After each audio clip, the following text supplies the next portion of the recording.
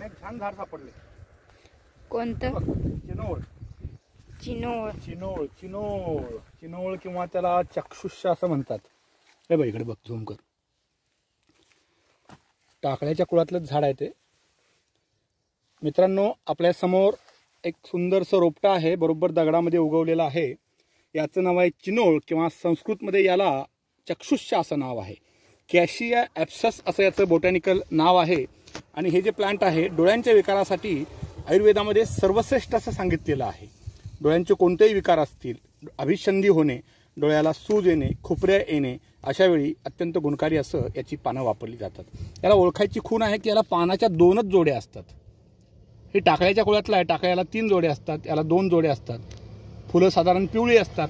बऱ्याच वेळा फसगत होऊ शकते, पण हे चिनोळ ओळखायला तसं सोपं आहे. पावसाळ्याच्या दिवसामध्येच मिळतं. हे साठवून ठेवायचं. याच्यापासून कित्येक ड्रॉप देखील बनवले जातात आणि हे ड्रॉप डोळ्यांमध्ये टाकले जातात.